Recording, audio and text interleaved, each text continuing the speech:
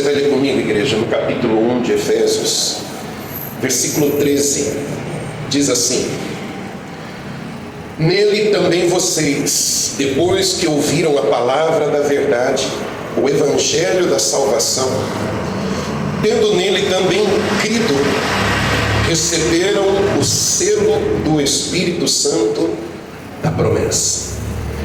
Eu quero que você vá comigo aí no livro de Efésios mesmo, no capítulo 4, versículo 30. Diz assim: e não entristeçam o Espírito Santo de Deus, no qual vocês foram selados para o dia da redenção. E agora, por fim, vai comigo no capítulo 5, do 18 ao 20, diz assim: e não se embriaguem com vinho, pois isso leva à devassidão, mas deixem-se encher do Espírito, falando entre vocês com salmos, hinos e cânticos espirituais, cantando e louvando com o coração ao Senhor, dando sempre graças por tudo a nosso Deus e Pai, em nome de nosso Senhor Jesus Cristo. Amém, igreja? Amém. Olhe para mim, por favor, toda a sua atenção. Nessa mesma carta, Paulo vai falar a respeito do homem, da mulher, do filho, da filha de Deus, do cristão, da cristã, em relação ao Espírito Santo. A gente leu no capítulo 1, a primeira leitura, que quando a pessoa crê, ela ouve a palavra da salvação, que é o Evangelho, conforme Paulo diz. Palavra da salvação, que é o Evangelho, e ela crê, ela recebe aquela palavra dentro do seu coração. Não são apenas os ouvidos que estão ouvindo, mas o coração está recebendo a palavra da salvação, e ela crê. Crê não no sentido de acreditar, eu acredito que isso seja verdade, não. Ela crê no sentido de quem diz assim: eu abraço essa fé, eu recebo essa palavra, esse Evangelho. E ao receber a palavra, ela também dá a sua vida, ela entrega a sua vida ao Senhor. Paulo está dizendo que quando isso acontece, a palavra da salvação é pregada, o Evangelho é pregado, e a gente crê, no momento em que cremos de verdade, o Espírito Santo vem e sela a nossa vida. Amém, igreja? Amém. Não é quando você vem à igreja, não, cuidado com isso. Tem gente que está vindo 1 ano, 2 anos, 3 anos, 10 anos e ainda não recebeu esse selo, porque ela ainda não creu como deveria crer, ela não se entregou como deveria se entregar. Ela ouve mensagens, ela ouve pregações, mas ela ainda não acolheu dentro do seu coração a palavra da salvação. Ela ainda não creu como deveria crer. E como é que eu sei quando eu creio como deveria crer? Quando eu me entrego. É uma via de mão dupla. A palavra entra, aquilo vem como flecha dentro de mim, eu dou uma resposta imediatamente, eu creio. Eu me lembro o dia que eu me converti, igreja. Eu já tinha ido à igreja há tanto tempo, uma, outra, visitando aqui e ali, mas teve um dia, é inesquecível. Teve um dia que eu participei de um culto, e quando eu ouvi a palavra pregada, naquele dia eu me desarmei de tudo. As minhas garantias, as minhas confianças, as coisas nas quais eu depositava a esperança, as minhas razões, as minhas justificativas, eu me desarmei de tudo isso, e eu me lancei nos braços do Senhor, e eu falei: é aqui que eu quero ficar. Amém, igreja? Amém. Está dando para entender direitinho? Mas o aqui que eu quero ficar não é no templo, não é na igreja, não, é nesse caminho. E é para a vida toda. E ali eu decidi que me batizaria, porque ninguém me convenceria do contrário. Eu já procurei saber a data do batismo para mim poder me batizar na primeira oportunidade. Esse é o crer. Esse é o crer como diz a palavra. A palavra da salvação vem. Deixa eu ler para você de novo. Está escrito assim: nele também vocês, depois que ouviram a palavra da verdade, que é o Evangelho da salvação, tendo nele também crido, receberam o selo do Espírito Santo da promessa. Então é essa resposta que a gente dá quando a palavra entra. A gente dá essa resposta, a gente crê. E nesse momento vem o Espírito Santo e, como um selo, como um carimbo, ele vem e sela a nossa vida como propriedade do Senhor. Ali acontece a adoção, somos feitos filhos, e já não mais criação, criatura, mas filhos de Deus. Diga glória a Deus. Então Paulo vai falar desse momento. Presta atenção que eu vou ligar uma coisa com a outra. Nós lemos 3 passagens. Paulo vai falar desse momento em que somos selados com o Espírito. Recebemos o Espírito Santo na nossa vida.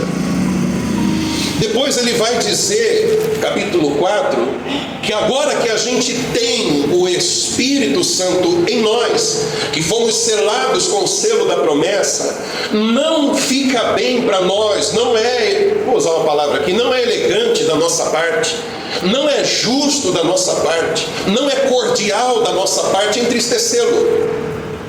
Não fica bem.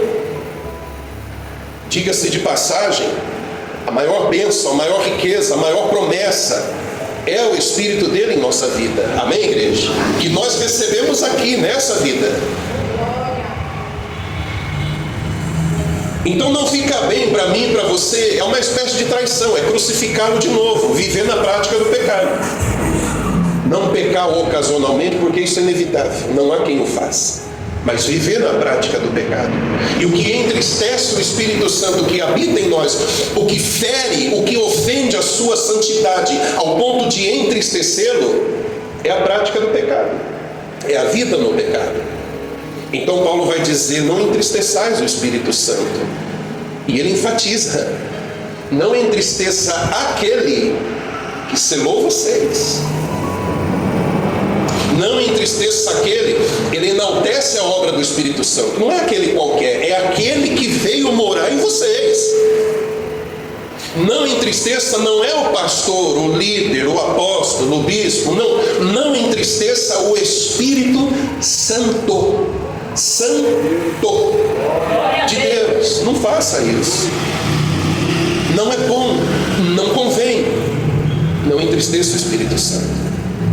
E no 5, e é aqui que eu quero me concentrar, onde nós lemos, ele vai dizer o seguinte: ele vai falar que nós devemos ser cheios do Espírito Santo. Não se embriaguem com vinho, porque isso leva à devassidão. Já vou falar disso daqui a pouco. Mas deixem-se encher do Espírito. Amém, igreja? Olha para mim, por favor. A carta de Efésios, o que Paulo trata na carta de Efésios. Efésios é o povo da cidade de Éfeso. E lá tinha uma igreja. Essa carta é endereçada para eles, aos Efésios. O assunto principal de Paulo nessa carta é falar e fazer uma comparação do estilo de vida antes de serem selados com o Espírito. E o novo estilo de vida, a nova natureza que receberam a partir do momento que Cristo veio morar neles. Então Paulo ele vai fazer essa comparação, fazendo com que eles entendam de que aquela vida é a vida passada, eles não cabem mais lá naquela vida, e aquela vida não cabe mais neles. Amém, igreja? Assim como eu e você, eu sempre digo isso. O mundo não te pertence mais. Você não pertence mais ao mundo. Mundo sistema, mundo isso aí que a gente vê aí fora. Então Paulo vai tratar disso, ele vai falar da vida antiga e da vida nova, do estilo de viver antes de Cristo, no estilo de viver depois de Cristo. Paulo vai falar, por exemplo, viver debaixo do pecado passado e viver debaixo da graça, agora selados pelo Espírito Santo. Paulo vai falar das obras das trevas, e Paulo vai falar dos frutos da luz, passado e presente. Está dando para entender direitinho? Paulo vai falar disso. Ele vai dar conselhos de como ser um marido. Ele vai dar conselhos, está tudo aqui na carta aos Efésios. Marido e mulher, como é o lar cristão. Ele vai falar pais e filhos, como deve ser. Pai cristão, filho cristão, ou ambos. Ele vai falar, por exemplo, entre a relação patrão-empregado, ou seja, a vida em sociedade. Então Paulo ele vem trazendo para os Efésios como deve ser esse novo estilo de vida, agora que nós temos, habitando em nós, o Espírito Santo. Está dando para entender direitinho? E quando a gente chega aqui no versículo 18, ele vai falar de vinho e de espírito. Por que, igreja? A bebida, a busca que leva uma pessoa a ir atrás da bebida, normalmente, é encontrar alegria, é se distrair, é se alegrar, é esquecer o problema do trabalho, o problema da família, os problemas pessoais. Então as pessoas vão beber, vendo na bebida uma fonte de alegria. E ele faz um paralelo com o Espírito Santo. O que ele está dizendo? No modo de viver antigo, talvez muitos de vocês faziam isso, e é o que muita gente faz. No modo de viver novo, ao invés de você se encher do vinho, até se embriagar, você tem uma coisa muito melhor para se encher, que é o Espírito de Deus. Amém, igreja? Amém. Se o vinho, para quem não crê, é uma fonte de alegria, para o crente, o Espírito é a sua fonte de alegria. Então não se encham de vinho, essa vida passou para vocês. Não se entreguem, não pensem que é lá na taça, não pensem que é lá na garrafa, não pensem que é lá no balcão que vocês vão se saciar, serão alegres, serão felizes, porque não serão. Isso pertence à vida passada. Mas agora que vocês têm o Espírito vivendo em vocês, se encham do Espírito Santo. Diga glória a Deus. Glória a Deus. E o que isso tem a ver com as outras passagens que eu li? Porque nas outras, Paulo está falando do momento do batismo. Paulo está falando da hora exata em que ele vem habitar em nós, nos adota, entramos para a família de Deus, somos feitos filhos de Deus. Mas lendo aqui o capítulo 5, você precisa entender que isso não é tudo. Apesar da grandiosidade disso, ainda a obra continua. Você crê que ele veio morar em você quando você creu? Crê. Mas a obra continua. A obra dele continua e a minha caminhada com ele também continua. Continua no sentido de que eu não devo entristecê-lo, em primeiro lugar.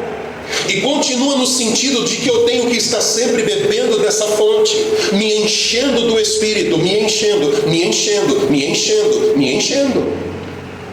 Então não é um ato único, não é o batismo e acabou.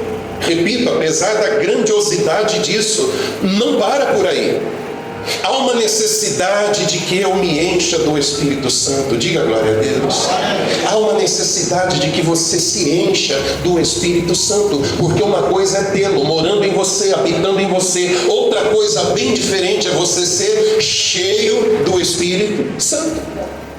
É o que essa palavra está dizendo. Glória a Deus. Seja cheio do Espírito Santo. Diga glória a Deus. Quantos de nós não tinham um apetite tão grande, principalmente quando chegava fim de semana?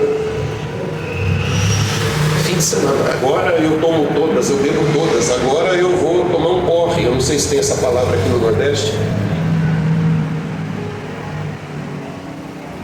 E as pessoas vão,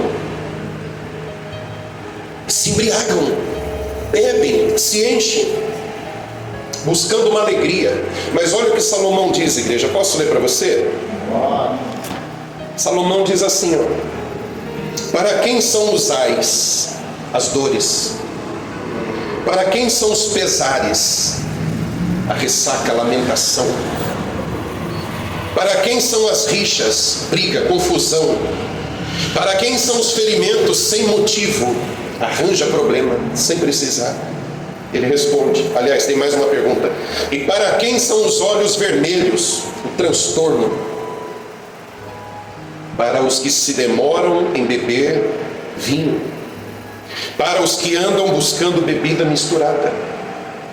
Não, ao conselho, não olhe para o vinho quando se mostra vermelho no copo, quando resplandece no copo e desce suavemente.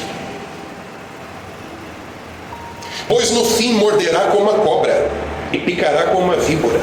É traiçoeiro. A bebida é traiçoeira. Os seus olhos verão coisas esquisitas e o seu coração o levará a dizer coisas perversas. Você será como que se deita no meio do mar e como que se deita no alto do mastro do navio. Ele está falando aqui da embriaguez. Você vai ficar zonzo, tonto, como um marinheiro que está lá tendo vertigem no meio do mar. É isso que você vai experimentar. Você dirá: fui espancado, mas não doeu. Bateram em mim, mas eu não senti nada. Quando vou despertar, então voltarei a beber. Amém, igreja? Olha que ilusão que é a embriaguez do vinho, da bebida. Olha o que acontece: a pessoa ainda, por não ter o Espírito, por viver na velha vida, ela está disposta a passar por tudo isso novamente. Quando o efeito do álcool passar, ela vai beber de novo, porque ela ainda acha que aquilo ali é uma fonte de alegria. E Paulo vai dizer: não se embriaguem com vinho, porque isso leva à devassidão. Talvez na sua versão está escrito dissolução. É o mesmo sentido da palavra. É a perca da vergonha. A pessoa fica sem pejo. A pessoa perde o pudor. Ela vai dizer coisas que sã não diria.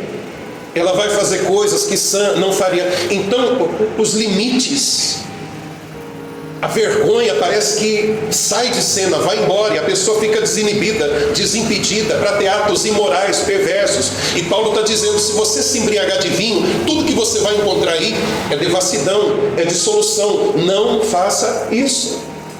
Mas Paulo vai dizer: tem uma coisa muito melhor do que vinho, tem uma coisa muito melhor do que encher a cara, tem uma coisa muito mais do que se embriagar de tanto beber. Meus irmãos, se encham do Espírito. Se encham do Espírito Santo. Bebam dessa fonte. Porque se há alegria, ela não está no vinho. Ele é traiçoeiro, é como a víbora, é como a serpente. Vai te picar, vai te fazer mal. Mas se existe alguma alegria, ela está no Espírito Santo. Amém, igreja? Nesse novo estilo de vida, depois que o Espírito Santo veio morar em você, essa é a fonte da qual você deve beber, o que é algo incomparavelmente melhor, amém, igreja? Amém. Do que a bebida. Pergunta para quem está do seu lado: você está entendendo?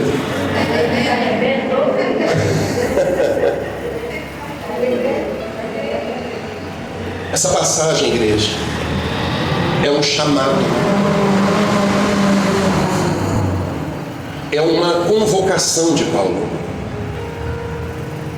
Paulo está dizendo para essa igreja e para nós hoje: vá se encher do Espírito.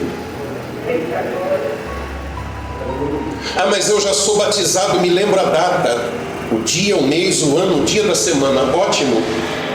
Mas eu estou pregando para vocês uma coisa, está lá no capítulo 1, é quando você creu e recebeu o selo de Deus, o Espírito na sua vida. Outra coisa é Paulo pregando agora e dizendo: você tem que se encher. Então isso é contínuo, isso é permanente, isso é constante na nossa vida, e é assim que tem que ser. Então essa é a convocação de Deus, é a convocação por meio do apóstolo, é a convocação por meio do próprio Espírito. Se encham do Espírito Santo. Deixa eu dizer uma coisa para vocês, isso é uma outra pregação. Esta é uma passagem que diz, está em 2 Coríntios capítulo 3, depois você pode ler na sua casa, que diz que nós somos transformados de glória em glória à imagem do Senhor. Isso quer dizer duas coisas, igreja. Primeiro, é uma obra contínua. A gente foi regenerado lá na conversão, quando cremos Ele veio morar em nós. Mas há um processo de santificação, que é enquanto a gente viver. É onde o escultor vai trabalhando, vai talhando a sua escultura. É onde o marceneiro, com seu formão, vai fazendo a arte na madeira. Assim somos nós nas mãos do Senhor. De glória em glória nós somos transformados. Então a glória não é em um único momento, é de glória em glória. Repita comigo: de glória glória, de glória em glória, de glória em glória, a gente vai sendo transformado. Uma forma usada aqui, você fala, ai, mas é porque ele está me esculpindo a imagem dele. É outra talhada. Você já viu, talvez pela televisão, alguém esculpindo uma estátua? Está lá a pedra bruta e ele vai com a sua ferramenta, o seu martelo. Ele está conformando a mim e a você a imagem dele, de glória em glória, de porção em porção do Espírito sendo derramado sobre a sua vida, à medida que você se dispõe a encher-se do Espírito Santo. Eu estou caminhando para o final já, igreja. Duas coisas eu falei. Uma é essa transformação constante. A outra coisa que essa passagem que eu citei nos ensina é que a vida com Deus não é uma monotonia. A religião faz isso. E às vezes as pessoas olham para você, você virou crente, né? Que coisa chata. Casa, igreja, trabalho, casa, igreja, trabalho, casa, igreja, trabalho. E você vai lá e canta e ora e participa do culto. Que coisa monótona. Mas aí Paulo vai dizer, não, a gente recebe glória em cima de glória, em cima de glória, a gente é renovado, e a gente é transformado, e a gente é corrigido, e a gente é abençoado, a gente vai virando gente, a gente vai virando a imagem do Senhor. Diga glória a Deus. Ele vai trabalhando em nós. Enquanto humanos, enquanto gente, Ele quer tornar você a pessoa de Cristo, o mais próximo, o mais parecido dele enquanto homem. Então Ele vai trabalhando. Quem diz que é chato? Não sabe o que está perdendo. Quem diz que é uma coisa monótona? Não sabe o que está perdendo. Porque a gente vai experimentando glória em cima de glória, glória em cima de glória. Uma outra passagem é a respeito das 10 virgens. Ambas tinham azeite, as 5 nécias e as 5 prudentes. A questão era o quanto de azeite tinha.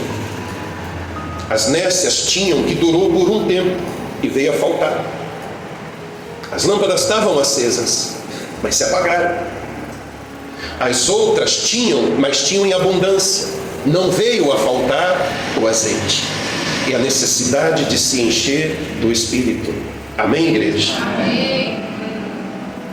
Tudo isso que eu estou dizendo aqui para vocês, o fato de você ter sido batizado em um momento e depois você seguir buscando, procurando ser cheio do Espírito, igreja, diz respeito a avivamento. Essa é a chave da mensagem. Avivamento.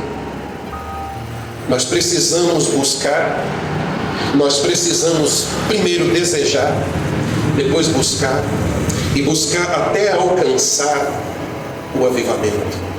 A gente precisa ser avivado, a gente precisa ser renovado. Diga glória a Deus. A gente precisa disso. Mas bispo, o que é avivamento? Não é uma coisa que acontece lá num país, lá num lugar, e vem uma onda. Existe avivamento coletivo. Posso explicar para vocês rapidinho? Existe o avivamento que é coletivo. Já tivemos alguns ao longo da história. Ondas de avivamento que varreram cidades, províncias, países. As pessoas iam se convertendo, deixando o pecado. E como se fosse uma coisa contagiosa, ia contagiando naquele lugar, entre aquele povo. As pessoas se perdoavam, pediam perdão, milagres extraordinários aconteciam. Se você estudar a história da igreja, você vai encontrar uma porção de avivamentos dessa natureza. Mas existe o avivamento que é pessoal. Eu devo buscar, você deve buscar, a gente tem que se encher do Espírito. É o centro da mensagem aqui. Encher-se do Espírito significa buscar esse avivamento para a sua vida. Você recebeu em uma vez, quando se converteu, quando creu, e Ele veio morar em você, e Ele selou você, mas não pode parar por aí. Você deve estar o tempo todo buscando esse óleo novo, esse óleo fresco, buscando esse azeite santo, que não tem nada a ver com esse óleo aqui. É o óleo do Espírito sobre a sua vida, sobre a sua cabeça, sobre você. Há uma necessidade dessa busca, desse desejo por avivamento. Amém, igreja? Eu estou pregando para vocês, e pregando para mim, e conscientizando a igreja disso, dessa necessidade. Mas eu digo para você, essa palavra está na sua mão, está diante dos seus olhos e dos seus ouvidos, está com você. Não dependa de pastor, não dependa de mim, não dependa de homem algum. Você tem acesso direto porque o véu foi rasgado. Você pode ir até a fonte, você pode ir até ele e clamar: Senhor, eu preciso de um avivamento, eu quero ser cheio do Espírito. Clamar por isso e ele vai vir sobre você.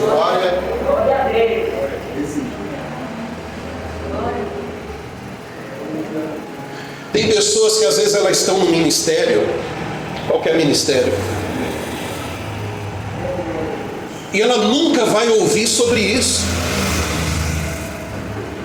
nunca será pregado sobre isso, não vai ver no líder dela disposição para isso. Mas quem foi que te selou? Foi o pastor da igreja ou foi o Espírito de Cristo? Então você não fica esperando por ninguém. Diga para quem está do seu lado: não espere por ninguém. Entra no teu quarto, fecha a tua porta.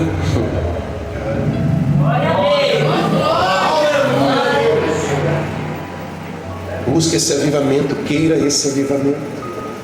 E ele vai vir, igreja. Só que ele vai vir na mesma proporção da tua sede, do teu apetite por ele. Posso falar? Se ele veio e batizou você e mora em você, louvado seja Deus, você é dele. Amém? Amém. Agora, como você vai viver a sua vida, a sua caminhada cristã, como você vai viver o Evangelho, vai depender do quanto dele você carrega na sua vida. E essa busca, ela é solicitada de nós, enchei-vos do Espírito, uma convocação: vão e façam isso. Posso ler mais uma passagem para vocês para encerrar? Ela diz assim: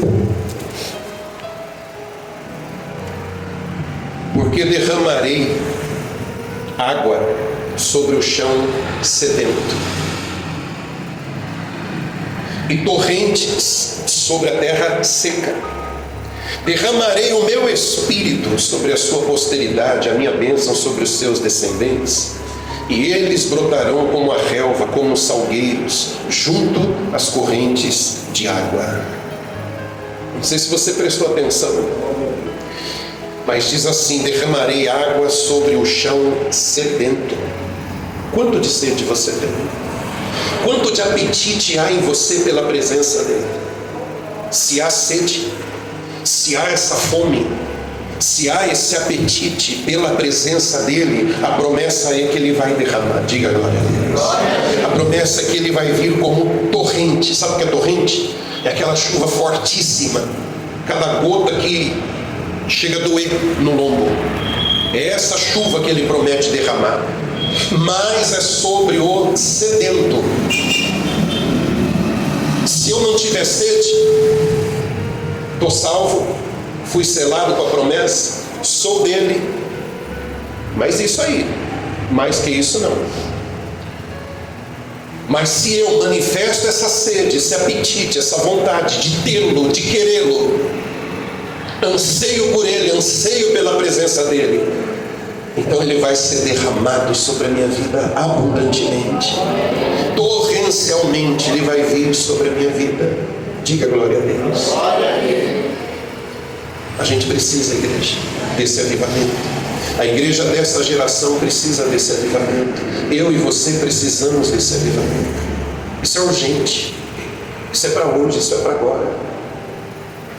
Você lembra que antes da reunião nós tivemos um tempo para adorar, cantar, buscar?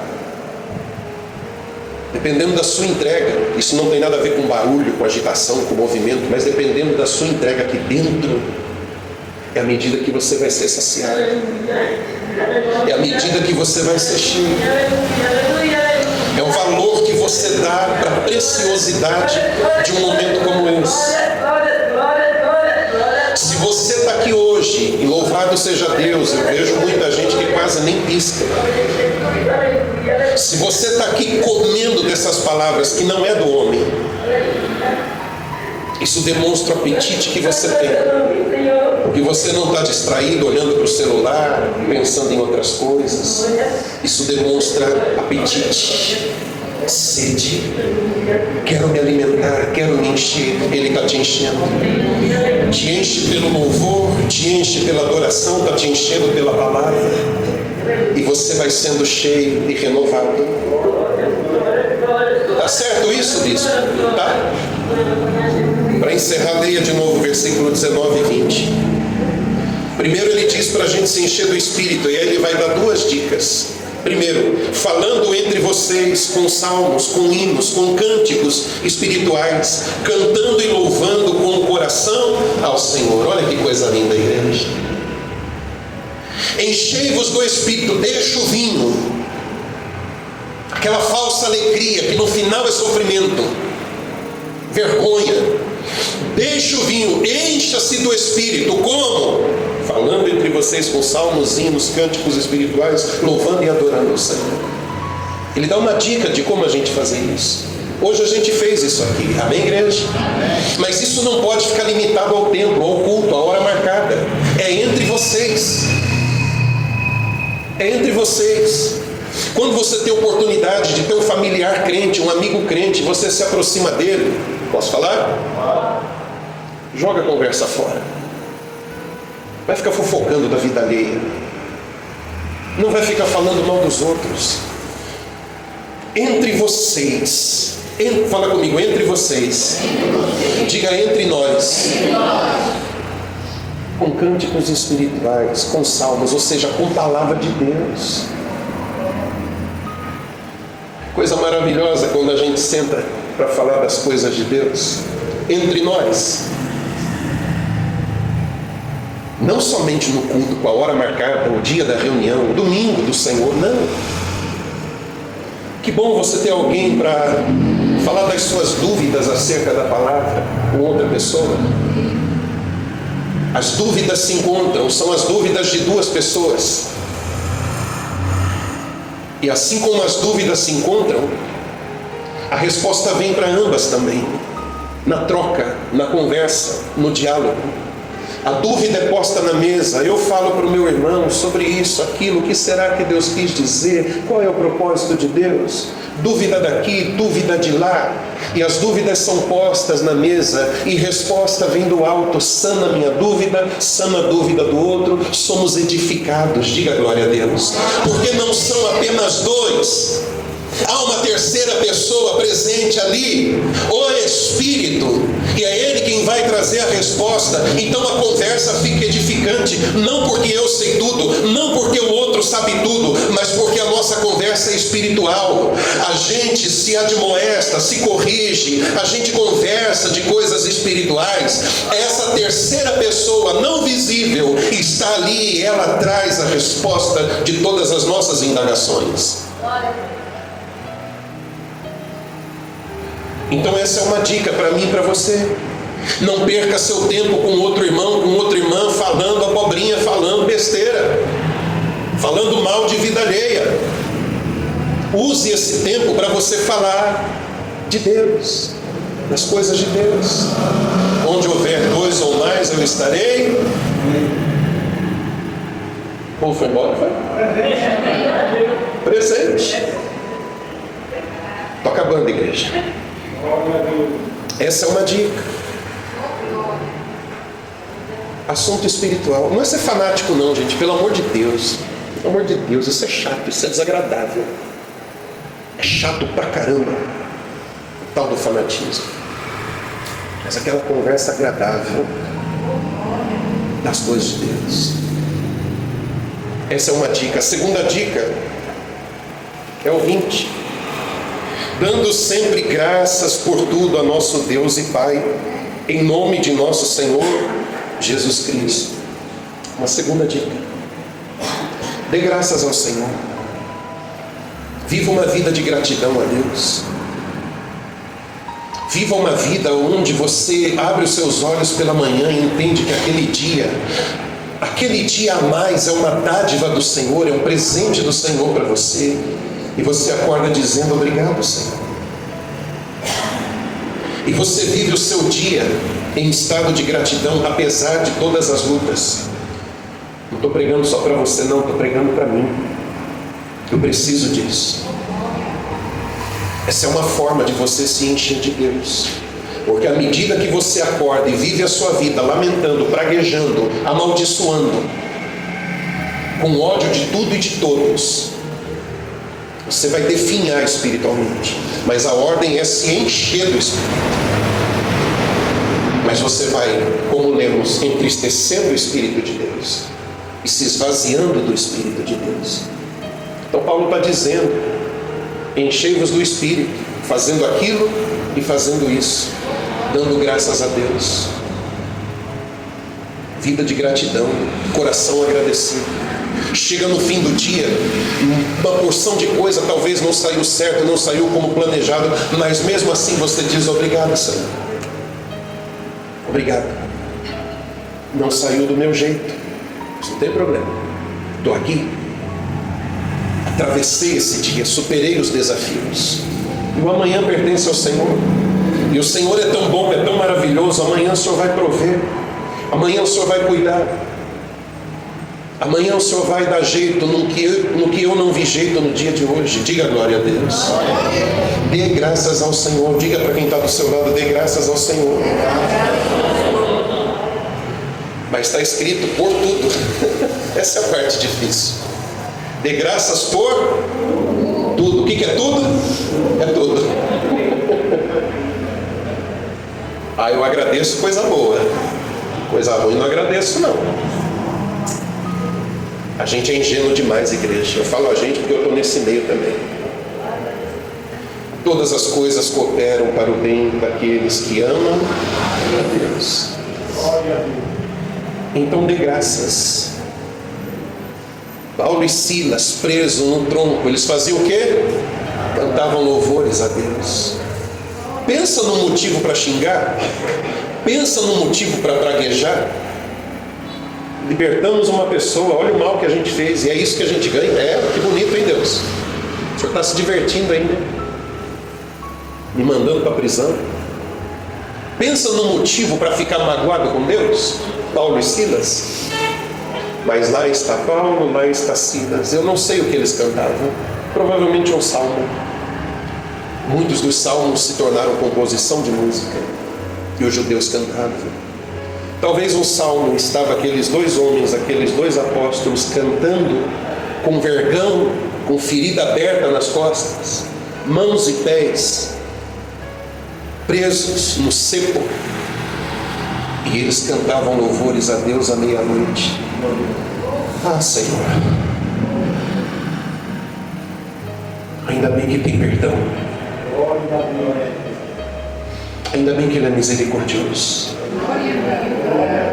porque quanta ingratidão já transbordou no meu coração hoje. Quão bruto, como uma fera, uma besta eu já fui, e às vezes sou. Mas ainda bem que Ele é todo misericórdia, Ele é cheio de perdão, Ele é cheio de amor, e Ele perdoa toda essa ingratidão que eu destilei dentro de mim. E quem sabe você é humano, você não é perfeito, eu não sou, e às vezes a gente é bem ingrato. Mas louvado seja Deus que perdoa, e a gente tem a chance de seguir a dica de Paulo e dar graças em tudo, porque essa é uma forma de você se encher também do Espírito. Diga glória a Deus. Quem quer ser cheio do Espírito? Quero orar por você e por mim.